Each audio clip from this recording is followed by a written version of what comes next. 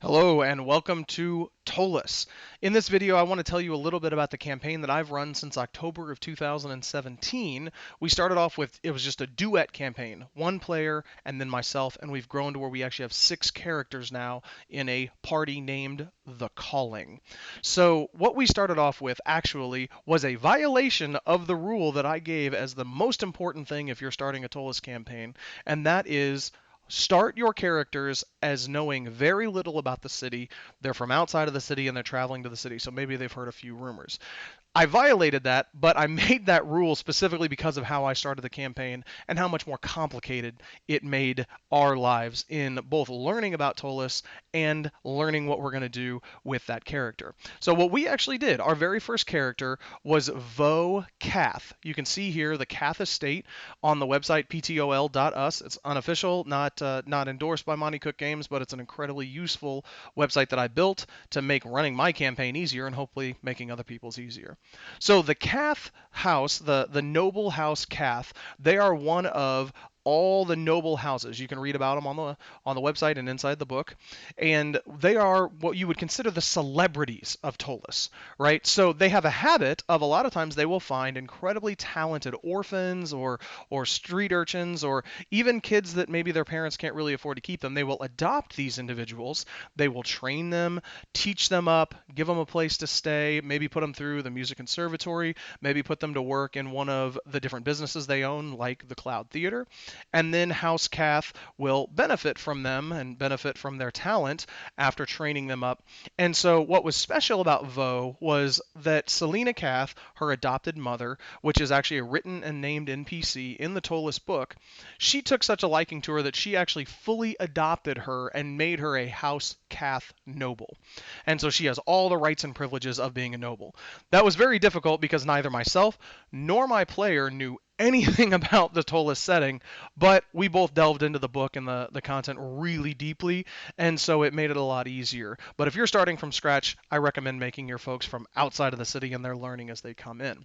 What we did from there was we introduced her to the city. So for us to handle that transition of we don't know anything about Ptolus, but Vogh was actually from the city, we actually said she left for a long time, traveling, adventuring, doing other stuff. She's a bard, and so she was basically trying to accumulate stories and knowledge to level her up till we also started at 5th level. And then she returned to the city after being gone for more than a year, and even in that year's time, the city changed a lot. And so that gave me a lot of leeway as the DM to say, okay, you do know this city. So if she said, hey, I need to go buy an outfit, I'm like, okay, yeah, the business for that has not changed. You can go into, the really expensive people in the old town, or you can go down into midtown and find something a little less expensive. But I said basically, okay, Vogh, the character, even though the player and DM did not know at that time, she would know where that is. And so then I gave the player that information.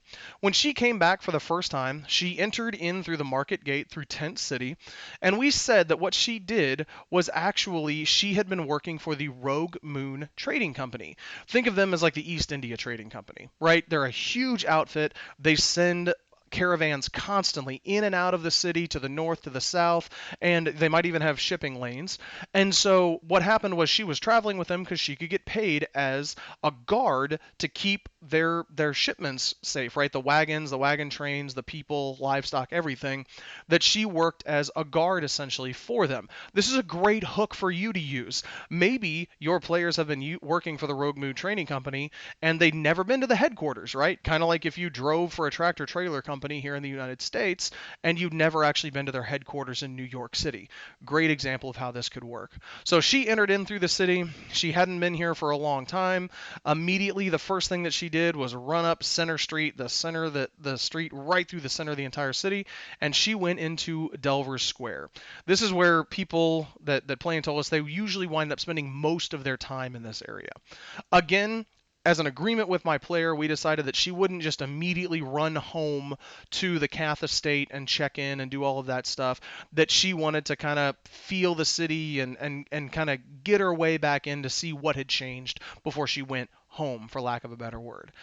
In Delver's Square, you'll see there's the Ghostly Minstrel, there's Raster's Weapons, Danbury's, which is a bar basically for wizards, Ebert's Outfitters, Myreth's Oddities, which is where you can buy like magic items and stuff like that, Potter's, then you've got the Watch House, and then you've got the Bull and Bear Armory. So we actually added our second character by a written named NPC named Terran in the Ghostly Minstrel. A funny accident wound up us creating the character Talon, Talon Ursulado. Unfortunately, we are playing in a play-by-post campaign. That's not unfortunate. What's unfortunate is I typed his name wrong the first, I don't know, dozen times that I shared it, so we did a little derivation there. But the Ghostly Minstrel is an incredibly well fleshed out area of the city. It's got a menu, it's got pictures of the inside, and lots of NPCs that are both inside there and frequent that establishment. This is a great place for you to start your campaign, and that's exactly where we did. And so what we did from there was she actually played it. It's a male character playing a female, or it's a male person playing a female character. He decided that Vogh knew Talon, which is actually Terran if you're reading the book, knew him, and they had had a prior romantic involvement. I didn't really plan on this, but basically what happened from there was they became romantically involved again, and now I had an NPC to play. So as the DM, I was playing the NPC, and since it was just a duet campaign, it's just one-on-one, what we did is actually, I basically gave my character full control to build Talon, level him up from he didn't have really any stats from the book, and so to design that character, and so now I had two bards that were characters. I did violate one rule that a lot of people talk about, and that's I did play a DM PC. I had a rogue that I had played in Pathfinder from first level all the way up to, I think, 10th at that time, and so I introduced him to these two individuals because I had been playing him in a separate game. So now I had kind of two NPCs to deal with, but three characters as opposed to two is a little easier for encounter balance and design. So what I started with those three was we had one little offshoot module. I'm going to do another video talking about, different modules and stuff like that that plug into Ptolus really well. Even if they're not directly related, I've got a few examples of stuff that I've played myself and that I've read through that I thought, hey, this would fit well in the city. So I'm going to do another video and a blog post actually talking about those in the near future. But so I ran them through the adventures in the back of the book. That's what those three kind of did together, plus a couple extra adventures off to the side. And then I wanted to get to the Banewarens and the Night of Dissolution, which those are the two biggest modules that revolve around Ptolus that Monte Games has released. You can either buy those for the 3.5 D&D or whenever the Kickstarter, it's all done now, but whenever they finally release that, you're going to get that in 5th edition and Monte Games Cypher system. So the Banewarens is a dungeon crawl, basically. It's going to take you through a dungeon beneath the Spire, which if you haven't seen any of the artwork before, the Spire is this like 3,000 foot tall thing, dead center right in behind the city. And so it really defines Ptolus. It is the city by the Spire. Monte Games has released some awesome artwork. You can see this is actually Delver's Square. You can see the the stairwell going down into the Undercity. Just gives you kind of a feel for it. It also gives you an idea of how vertical Ptolus is. I'll talk about kind of the setting and city and flavor in another video. But you can see the spire shooting up into the sky there. And then from here, I would assume this to, again, be in the Midtown area, because you can see here is probably Old Town, and then you go up even higher, and that's the Nobles District. And boom, there's the spire, even still soaring above that area. So the Banewarens is a entire dungeon delve beneath the spire, and then the module will actually take you up into the spire. Now, I wanted to run both the Night of Dissolution and the Banewarens at the same time, and there's actually advice for how to do this exactly inside of the book, which was awesome. And so my characters are mostly finished with the Banewarens, and they're basically midway through the Night of Dissolution at this moment. All of our campaign has been play by post, and so some of that is available on the ptol.us website. I haven't got it all converted over yet, but if you want to read that, feel free. And so the Night of Dissolution, what I like about that module, where you've got the Banewarens, it's very dungeon delvy, right? You're moving room by room by room, but there's a lot of lore and a lot of information you learn through that. And it does have quite a few places that you're going to pop around the city, NPCs that you need to meet, people that you have to get information from, etc. But the Night of Dissolution, I feel, is even better about that it really runs you all over the city, and you're going to meet a lot of different NPCs, and it shows you a lot of different locations, and it's got a lot more room for role playing in there. And that's really so where we are with the campaign is we finished the Banewarens. We're about in the middle of the Night of Dissolution. And so our goal, we've been, like I said, playing this campaign since October of 2017. Our goal is actually to take my characters, all of our characters, up to 20th level and beyond.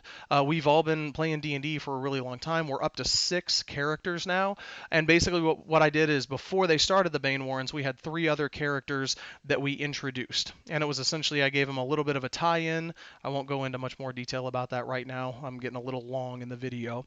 And so we tied those together. They went into the Banewarens, and like I said, after they finish Night of Dissolution, they should be probably between 12th to 14th level, maybe even 15th. And we actually have plans to play them beyond 20th level. We've all been playing D&D for a really long time. It's not something that we're scared of. It's kind of difficult as a DM, and I'll talk about that maybe in another video. But it's something I'm really excited about because players, if you're watching this, stop watching for a second because I'm about to give spoilers. But Ptolus is actually that prison plane where nobody can escape from, and my goal is to actually have my characters change that. So stay tuned for more videos.